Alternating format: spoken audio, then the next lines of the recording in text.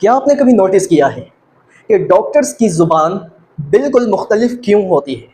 वो हमें समझ क्यों नहीं आती है, जबकि हमारे बड़े बूढ़े डॉक्टर्स की पर्ची और रिपोर्ट्स पकड़ा कर हमें कहते हैं कि बेटा आप थोड़े पढ़े लिखे हैं तो ये पर्ची पर कौन सी दवा लिखी है पढ़ के बता दें, और ये रिपोर्ट्स में आखिर क्या रिज़ल्ट आया है। और उस वक्त आप खामोश हो जाते हैं कि आखिर इनको क्या जवाब दें और इन्हें कैसे मुतमईन करें।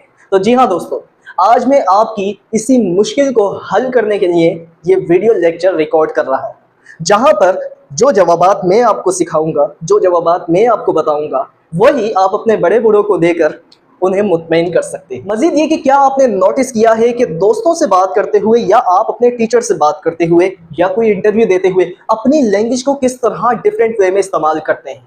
ऐसा क्यों होता है? आइए इसका जवाब ढूंढते हैं। जी हाँ, उसका जवाब छुपा हुआ है लैंग्वेज वेरिएशन में, जो कि लिंग्विस्टिक्स का बहुत ही इंटरेस्टिंग टॉपिक है। तो आइए सबसे पहले हम जान लेते हैं कि लैंग्वेज वेरिएशन आखिर होती क्या है।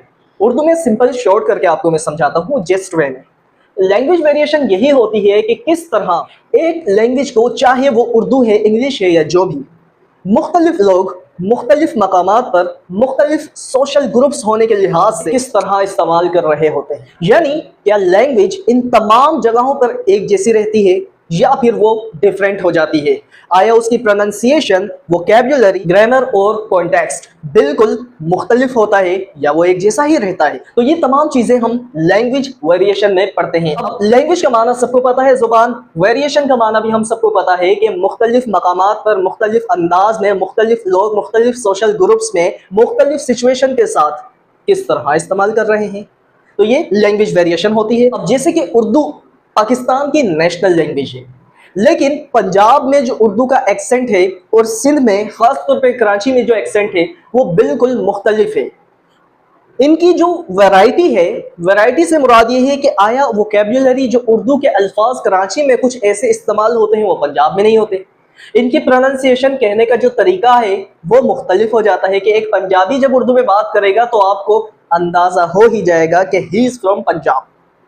एक बंदा जो कराची से है वो जब उर्दू में बात करेगा तो आपको अंदाजा हो जाएगा कि ये बंदा कराची से, क्योंकि डिफरेंट प्लेसेस पर मुख्तलिफ अंदाज से मुख्तलिफ एक्सेंट्स के साथ जुबान इस्तेमाल हो रही होती है। ऐसे ही टीचर से बात करते हुए और आप अपने दोस्तों में बात करते हुए किस तरह लैंग्वेज को इस्तेमाल कर रहे होते हैं, ये भी लैंग्वेज वेरिएशन है। हत्ता कि डॉक्टर्स और इंजीनियर्स अपने प्रोफेशन के हिसाब से मुख्तलिफ और ख़ास किस्म के अल्फाज इस्तेमाल कर रहे होते हैं, ये भी लैंग्वेज वेरिएशन में ही आता है। So in this video lecture lesson we will understand three important concepts of language variation: dialect, register and jargon, and we'll see the difference among them and how we use them in real life situations. So बनिए रहेगा इस video में last तक, आपको आज ये तीनों terms एक साथ एक ही वीडियो में समझने को मिल रही हैं। तो आइए सबसे पहले हम बात करते हैं डायलेक्ट की। सो डायलेक्ट जो है वो लैंग्वेज की ऐसी वेरिएशन होती है, एक ऐसी फॉर्म होती है जो कि मुख्तलिफ होती रहती है इलाकों की वजह से। जैसे कि अब हैदराबाद है, एक इलाका है, ठीक है, कराची एक इलाका है, पंजाब। तो इसी तरीके से लैंग्वेज, अब पाकिस्तान में अगर उर्दू की हम बात करें तो इलाका वाइज उर्दू चेंज होती रहती है, इसकी प्रोनाउंसिएशन चेंज होती है, इसकी वोकैब्युलरी चेंज होती है, मजीद इसकी ग्रामर भी कभी कभी चेंज हो जाती है। और अंग्रेज़ी की हम बात करें तो जैसे कि ब्रिटिश इंग्लिश और है, अमेरिकन और है, ऐसे ही इंग्लिश की वैरायटीज़ बहुत ज़्यादा है, पाकिस्तानी और है, इंडियन और है। सो प्रोनाउंसिएशन की अगर हम बात करें तो प्रोनाउंसिएशन कैसे चेंज होती है, आइए मैं वो भी आपको बताता हूँ। सबसे पहले ये देखिए कि डायलेक्ट के नीचे मैंने डायरेक्ट लिखा है प्लेस और ग्रुप। तो अब प्लेस और ग्रुप के हिसाब से आप याद रखिएगा कि सोशल ग्रुप की मैंने बात की। सोशल ग्रुप जैसे कि मिडिल क्लास होता है, एक लोअर क्लास होता है, एक अपर क्लास होते हैं। तो इनकी लैंग्वेज में आप वेरिएशन देखेंगे, इनके बात करने के अंदाजे, गुफ्तगू बिल्कुल चेंज होता है। एक लोअर क्लास का जो बच्चा होगा या बड़ा होगा या नौजवान जो भी होगा, उसकी लैंग्वेज को इस्तेमाल यानी कर रहा उर्दू ही होगा, वो अंग्रेजी में ही बात कर रहा होगा, लेकिन अंदाज़े गुफ्तगू, प्रोनाउंसिएशन उनकी चेंज होगी, उनकी वोकेबुलरी चेंज होगी और समटाइम ग्रामर भी उनकी चेंज होती रहती है। और प्लेस यानी कि जैसे हैदराबाद है, कराची है और पंजाब है, आगे आप बढ़ते जाए तो उर्दू जो है यानी कि एक सिंधी जब उर्दू में बात करेगा तो आप अंदाज़ा कर सकेंगे कि ये बंदा सिंधी है, इसकी जो मदर टंग है वो सिंधी है। एक पंजाबी जब उर्दू में बात करता है तो हम अंदाज़ा कर जाते हैं कि ये बंदा पंजाब से है। लाइकवाइज अगर एक हैदराबाद और कराची का बंदा उर्दू में बात करता है तो हमें अंदाज़ा हो जाता है ये बंदा कराची हैदराबाद का है। और उसके नीचे देखिए मैंने लिखा है एक्सेंट प्लस ग्रामर। एक्सेंट इसका कभी भी चेंज होता है और ग्रामर भी चेंज होती रहती है, जैसे कि कराची एंड पंजाबी उर्दू, मैंने आपको एग्जांपल पहले ही दे दिया है।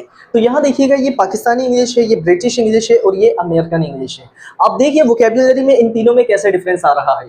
ये है हमारे पास ब्रिटिश, ये है American. Colour COLOUR, VS color COLOR। Favourite FAVOURITE, FAVORITE, favorite. Centre CENTRE, center CENTER।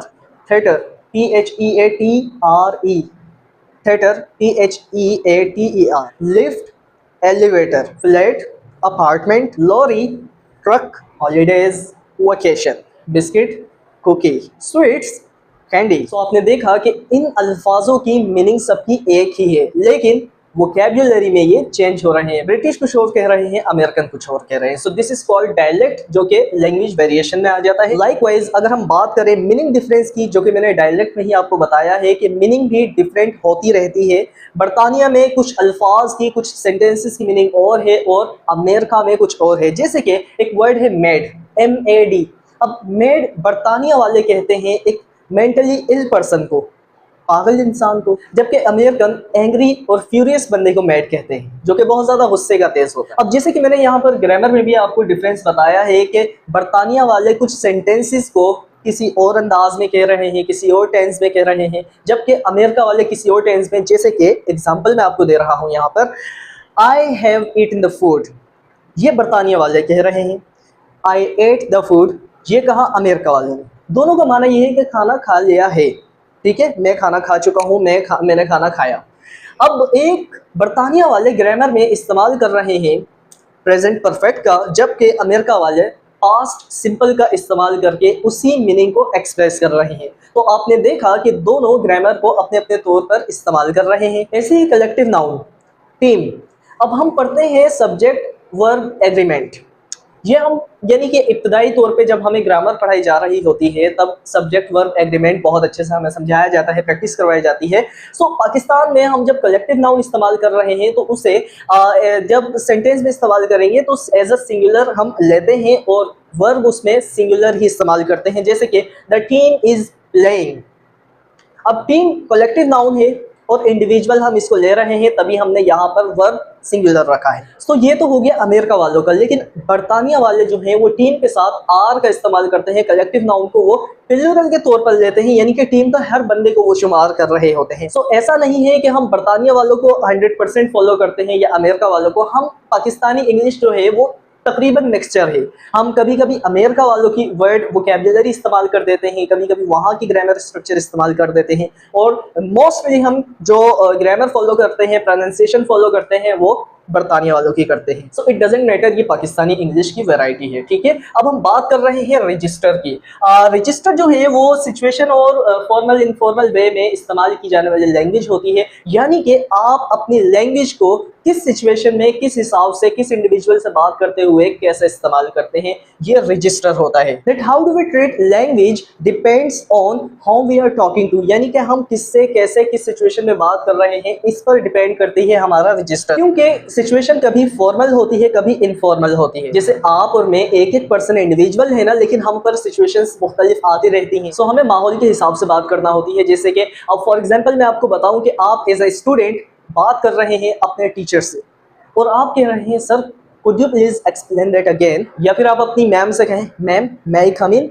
सो आपने देखा कि आप टीचर से बात करते हुए किस तरह बात कर रहे हैं, लेकिन यही सेंटेंसेस आप अपने दोस्त से जब कहते हैं तो आप कहते हैं अबे यार समझाया, मुझे समझ नहीं आया, मुझे दोबारा से समझा। सो यही होता है रजिस्टर, कि आपने अपनी लैंग्वेज को किस तरह कॉन्टेक्स्ट के हिसाब से चेंज किया है। आप अपने दोस्त से किस अंदाज में बात कर रहे हैं और अपनी टीचर से किस तरह बात कर रहे हैं, या फिर आप जब इंटरव्यू के अंदर होते हैं तो इंटरव्यू में आप इंटरव्यूअर्स जो होते हैं उनसे किस तरह बात कर रहे होते हैं, तो ये हमारा रजिस्टर होता है। या फिर जैसे कि कोर्ट के अंदर कोर्ट की लैंग्वेज जो होती है हम उसी अंदाज में बात कर रहे होते हैं, जैसे कि योर ऑनर आई सबमिट। सो इसी बेस पर मार्टिन ज्यूज ने रजिस्टर को 5 स्टाइल्स में क्लासिफाई किया है, जो कि हम नेक्स्ट वीडियो लेक्चर लेसन में रिकॉर्ड करेंगे इंशाल्लाह तबारक व तआला, जिंदगी रही तो। यहाँ पर आप देखेंगे रजिस्टर के नीचे मैंने लिखा है सिचुएशन पे डिपेंड करता है, फॉर्मेलिटी पे डिपेंड करता है, और यहाँ एग्जांपल में मैंने लिखा है इंटरव्यू में आप कैसे बात कर रहे हैं वर्सेस फ्रेंड्स से आप कैसे बात कर रहे हैं। सो आई होप कि आपको रजिस्टर बहुत अच्छे से समझ आ गया होगा। अब हम बात कर रहे हैं जार्गन की। जार्गन कहते हैं खास ग्रुप की खास जुबान को। Jargon is a specialised vocabulary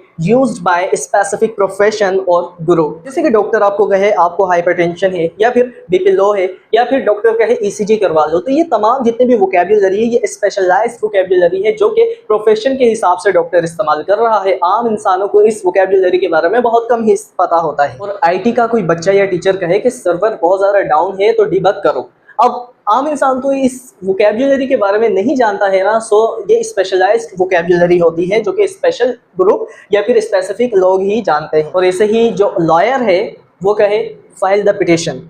अब यानी कि हर ग्रुप हर प्रोफेशन के हिसाब से कुछ वर्ड्स वोकैब्युलरी ऐसी होती है जो कि वहाँ पर ख़ास होती है और उनको उसी अंदाज में इस्तेमाल किया जाता है, उनकी मीनिंग कभी भी चेंज नहीं होती। तो यहाँ पर आप देखेंगे जार्गन के नीचे मैंने लिखा है प्रोफेशन, डॉक्टर हो, लॉयर हो, आईटी स्पेशलिस्ट हो या फिर टीचर हो, तो वहाँ पर वोकैब्युलरी स्पेशल हो जाती है इनकी, और स्पेशल टर्म्स होती हैं, और मेडिकल टर्म्स में ज़्यादातर जो है आप देखेंगे जार्गन का इस्तेमाल किया जा रहा होता है। सो यहाँ आप देखिए मैंने लास्ट में लिखा है सेम लैंग्वेज, उर्दू हो इंग्लिश हो या जो भी, same language but different styles. Same language होगी लेकिन डिफरेंट स्टाइल्स उसके, जैसे जार्गन, रजिस्टर, डायलेक्ट्स वगैरह मैंने बताया। That's the beauty of language. और यही ज़ुबान की खूबसूरती होती है कि वो मुख्तलिफ मकामात पर मुख्तलिफ लोगों के ज़रिए, मुख्तलिफ प्रोफेशन से ताल्लुक़ रखने वालों के ज़रिए कैसे इस्तेमाल की जा रही होती है, यही तो लैंग्वेज होती है। सो आई होप आपको ये तीनों लैंग्वेज वेरिएशन बहुत अच्छे से समझ आ गए होंगे। यानी कि लैंग्वेज एक है और इस्तेमाल करने के 1000 तरीके हैं।